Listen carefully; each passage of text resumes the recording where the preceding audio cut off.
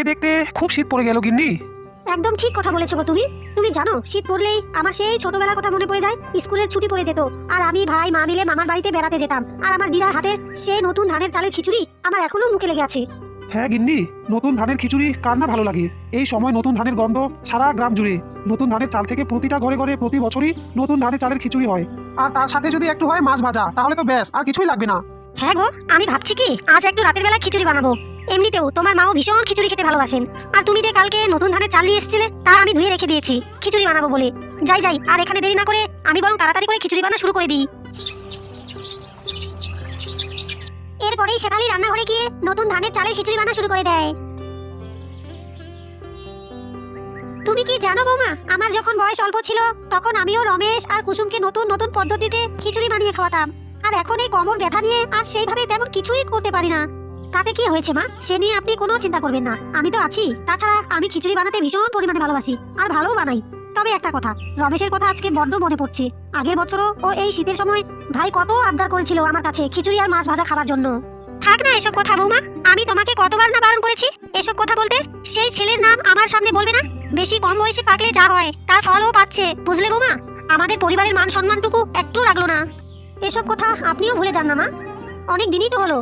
এখন তাছাড়া ছোট আমাদের তেমন একটা খারাপ নয়, বাড়ির কাজকর্ম তেমন একটা ভালোই করে, তাছাড়া কথাবার্তাও তো ভালোই বলে। কাজ জানুক বা না জানুক সেটা দেখার আমার কোনো দরকার নেই। কাউকে বাড়ির কিছু না জানিয়ে দুম করে নিজের পছন্দে বিয়ে করে নিল। থাক, অমন ছেলে আমার থাকার যে না থাকাই অনেক ভালো, বুঝলে?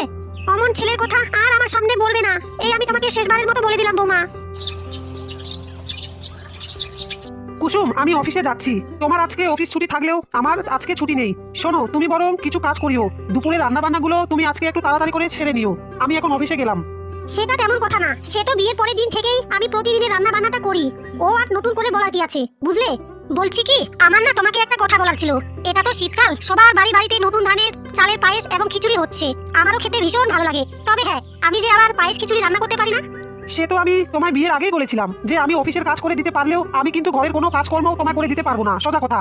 আর খিচুড়ি পায়েস ওসব তো আমারও দ্বারায় কখনো হবে না। তবে হ্যাঁ, বিয়ের আগে বৌদির হাতে সুন্দর আর টেস্টি টেস্টি পায়েস আর খিচুড়ি খেয়েছি। বৌদি আমার কত সুন্দরভাবে নতুন ধানের চালের পায়েস খিচুড়ি বানাতো।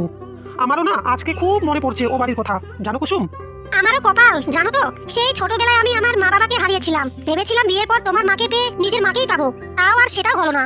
আমারও কপাল গো কুসুম, বিয়ের পর মা দাদা বৌদির কথা কত মনে পড়ে। কিন্তু কি আর করবো, হুট করেই যে নিজের পছন্দে বিয়ে করে নিয়ে নিলাম। আর মাও যে আমাকে বলেছিল যে আমি যদি কখনো ওই বাড়িতে যাই তাহলে মা আর ওই বাড়িতে থাকবেই না। হ্যাঁ গো, তুমি একটু মাকে রাজিও তো করাতে পারো। যা হবার তা তো হয়ে গেছে। রমেশ আমাদের ঘরের ছেলে, ও যে কতদিন আর বাইরে থাকবে, ওকে যে কতদিন হলো দেখিনি। হ্যাঁ দেখি, আমি ভাবছি কি কালকে সকালে বিষয়ে মায়ের সাথে একটু কথা বলে দেখবো। তাছাড়া এইসব রাগ অভিমান করেই বার কি হবে বলো? সে কথা তুমি আর আমি বুঝলেও মা তো আর কিছুতেই বুঝতে চাইছে না। মা সেই অভিমান নিয়েই বসে আছে। ওইসব নিজের ছেলের উপর অত অভিমান নিয়ে আর কি হবে বলো? হ্যাঁ গো গিন্নি, সেটাই তো। এই শীতের দিনে ভাইটা আমার পায়েস আর খিচুড়ি খেতে ভীষণ ভালোবাসতো। সত্যি গো গিন্নি, আজকে যে ভাইটার কথা বড্ড মনে পড়ছে। কালকে একবার মাকে গিয়ে বলে দেখি যদি কিছু সমস্যার সমাধান করতে পারি। দেখো মা, আমার মনে হয় রমেশের উপর রাগ অভিমান করে থাকাটা আর ঠিক হবে না। আজ থেকে প্রায় 6-7 মাস হতে চললো ভাইটা আমাদের বাড়িতে থাকছে না। তোমার কি ছোট ভাইটার জন্য একটুও মন খারাপ হয় না মা? রমেশ আমার একমাত্র ছোট ছেলে, মন খারাপ হবে না? তা কি আবার হয় রে বাবা? আমি যে কি করে তোদের বলি, ছোট ছেলেটাকে দেখার জন্য আমারও বুকটা কষ্টে ফেটে যাচ্ছে রে। থাক, রমেশেরও তো আমাদের কথা একবার হলেও মনে পড়েনি। এই 7 মাসে রমেশ তো একবার হলেও আসতে পারতো আমাদের সাথে দেখা করতে, কই সেটা তো একবারও করেনি। কি করে আসতো মা? ভাইটা যেদিন বিয়ে করেছিল সেদিন তো তুমি ভাইকে বলেছিলে ও যদি এই বাড়িতে আর কোনোদিনও আসে তাহলে তুমি এই বাড়ি থেকে চলে যাবে। তাই হয়তো ও আসতে পারে না। ওরও ঠিক আমাদের মতনই কষ্ট হয় মা, কিন্তু ও মুখে কিছুই বলে না। হ্যাঁ তাই তো, শ্যামল তো একদম ঠিকই বলছে কথাটা। আমি তো ওই বিষয়টা নিয়ে কখনো ভেবে দেখিনি। সে আমার তো ছেলে, আর এত অভিমান করেই বা কি হবে? আর এই শীতে নতুন ধানের চালের পায়েস খিচুড়ি খেতে কতই না ভালোবাসে। না, এবার দেখছি ছেলেটাকে এই বাড়িতে ডাকতেই হবে। তাহলে আর কি, তুই একটা কাজ কর, তুই কাল সকালে ওদের বাড়িতে যা আর গিয়ে রমেশ আর আমাদের বৌমাকে বলে আয়, ওরা এবার এখানেই থাকবে। এই তো মা, এবার তুমি একদম ঠিক কাজ করেছো। এতদিনে তুমি তাহলে ওদের মেনে নিয়েছো। আমি আর দেরি না করে কালই গিয়ে ভাইকে বলে আসবো, যাতে ভাই আর বৌমা আমাদের বাড়িতে খুব তাড়াতাড়ি চলে আসে।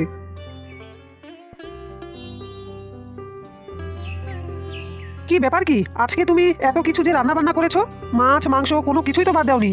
বলছি কি, আজকে কি কোনো অনুষ্ঠান আছে নাকি গো? হ্যাঁ গো, তুমি একদম ঠিক কথা বলছো। জানো আজকে আমি অনেক খুশি। আজকে আমাদের বাড়িতে দুপুরবেলায় দাদা এসেছিল আমাদের ওই বাড়িতে যাওয়ার জন্য, একেবারেই জন্য। শুনলাম নাকি তোমার মায়ের আগের মতো আমাদের উপরে আর একটু রাগ নেই। সুতরাং এর থেকে আমাদের কাছে বেশি আনন্দ আর কি হতে পারে। তাই সেই আনন্দে আজকে এতগুলো রান্না বান্না আমি করেছি। তুমি সত্যি বলছো গিন্নি? মা আমাদের মেনে নিয়েছে আর দাদা আমাদের বাড়িতে এসেছে আর ওই বাড়িতে যেতেও বলেছে। সত্যি এর থেকে আনন্দের আর কিছুই হতে পারে না। আমরা কালকেই বাড়িতে যাব।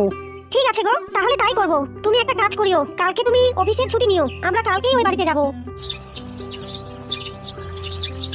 বৌমা, কাল শ্যামলকে বলো সকাল সকাল বাজার থেকে টাটকা টাটকা শাকসবজি আর কিছু মাছ মাংস যেন নিয়ে আসে।